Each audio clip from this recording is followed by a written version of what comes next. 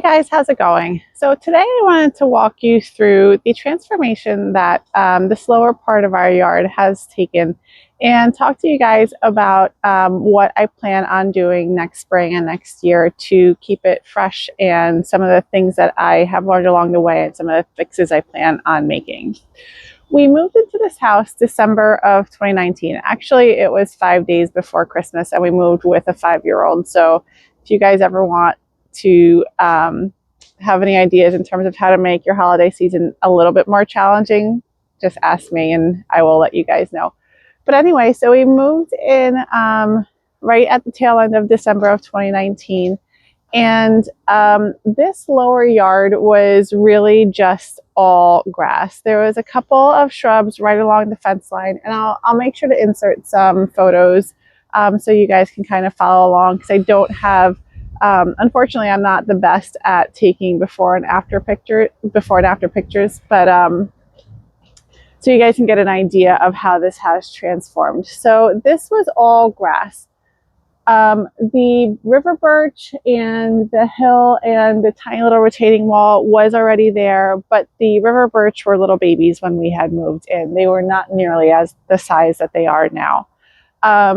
And the challenge that we had run into was, because it is a sloped yard, this lower part really gets really soggy, and it was never really usable because whenever we would come down here, you would literally just sink into the grass. So we would try to play like volleyball down here or bocce ball, and your clothes and your sneakers and whatever footwear you had on were just muddy. So it wasn't really enjoyable. So what we ended up doing was, in the back corner over there, we ended up putting in a large shed. And we ended up getting that dropped. And when the truck came to drop it, it literally sank into the grass. I mean, it created some really huge divots in the soil that weren't really fixable. So my husband and I were like, all right, it's time to kind of come up with a plan in terms of what we want to do. So we ended up laying down all this rock in front of the shed. And then it just looked like a giant rock bed. So it was time to start kind of, we've now kind of rectified the fact that you were sinking into the ground, but now it was kind of time to zhuzh things up. So we ended up, my husband's a contractor, so he's obviously very handy. We ended up putting in a floating deck. And around the floating deck, we put in some landscaping to make it a little bit more private, because a lot of people do tend to walk back and forth on the sidewalk, which is a little ways away, but not so far that you can't really see what's going on. So for privacy purposes, we ended up filling it with some grass. There is a weeping cherry tree over there. There's a couple of hydrangeas. And then the next problem that kind of popped up was, we had a hill right over here to my right side. And once we got Leo, our very lovable sidekick over here that follows me around everywhere, he would just tear up that hill. So my son would use it. He would ride his four-wheeler down the hill, or sometimes he would go sledding down the hill when it snowed. But every other time, if it wasn't covered in snow, it just became, once again, another muddy mess, because Leo would tear up the grass.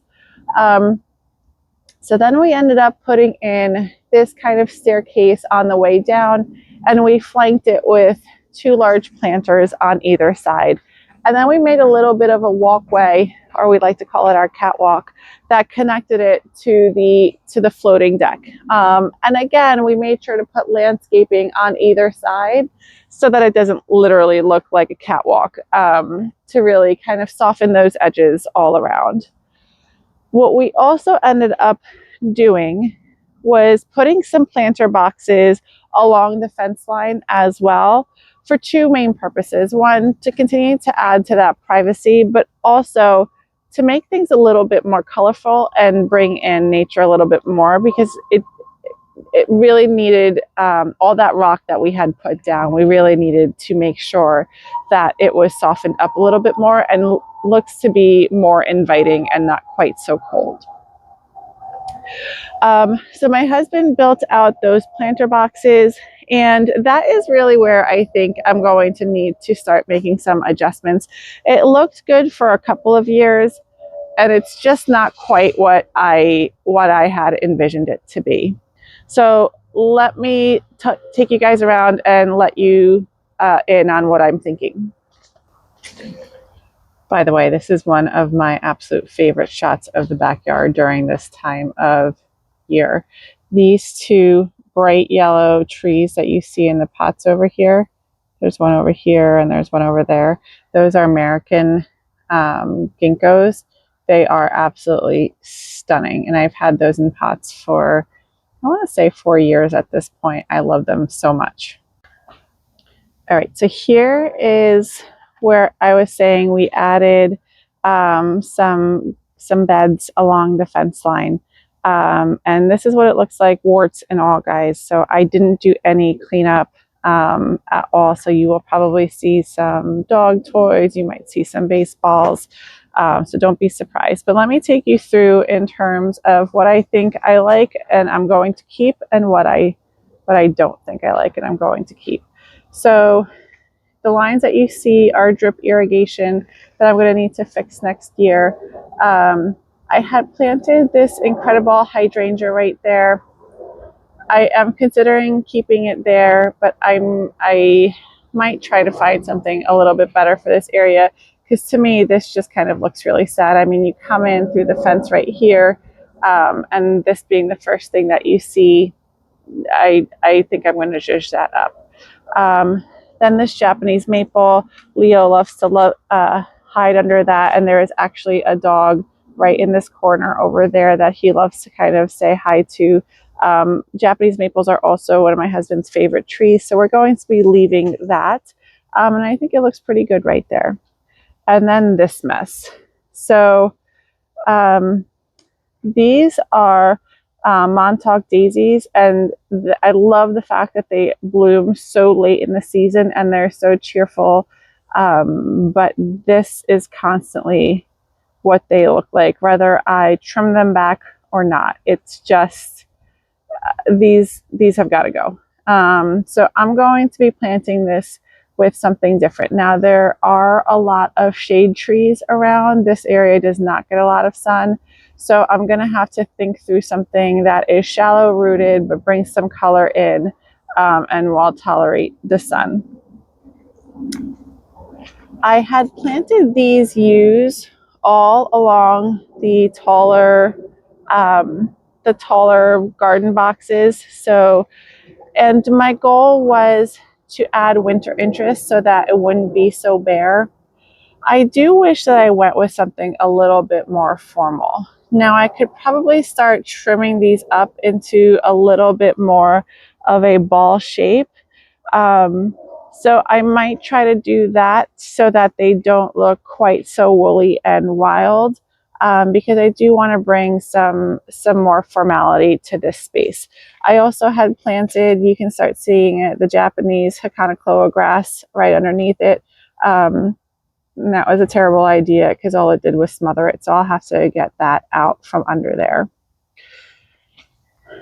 As we move over, we have a spirea right here and a peonies that I need to cut back and move. They're just too close to each other and it doesn't look right. So I will probably keep the spirea and move the peonies. Some more of that yew, but this one I have underplanted with some coral bells. So we are going to move the coral bells. Although I don't hate the way the coral bells peeks out from underneath it. So that one I might think about. We have this trellis that I recently got from H. Potter. I have a clematis growing up that. So I probably just need to straighten that out so it doesn't look like it's been out drinking. And then we have this hydrangea. So this one was a challenging one for me to think through, especially back then because I was really new to gardening. And so what I wanted to do was make sure everything looked cohesive. And so I picked out this hydrangea, which I also mirrored on the other end. The challenge is this one gets a lot of sun, and the one on the other end gets 0 sun. So I'm never going to find something where both sides look really happy. It's just not going to work. And this one, there were 3 that I had in the front yard that I ended up pulling out because this is just, it looks so pretty in the spring when it blooms, and then it just kind of crisps up. So I am going to be replacing this with something that's a little bit more sun tolerant, and that doesn't look like it's 100 years old by the time August rolls around. I do have some ferns dotted along here. I actually really love the color of that autumn fern. I am going to be leaving that. I'm probably mirroring it on this side so that it's a little bit more symmetrical. Some more of the yew. And then the Hakonachloa grass. I mean, I absolutely love the Hakonachloa, especially, so this is the Hakonachloa grass, the Japanese grass right next to a hosta, and I absolutely adore that look.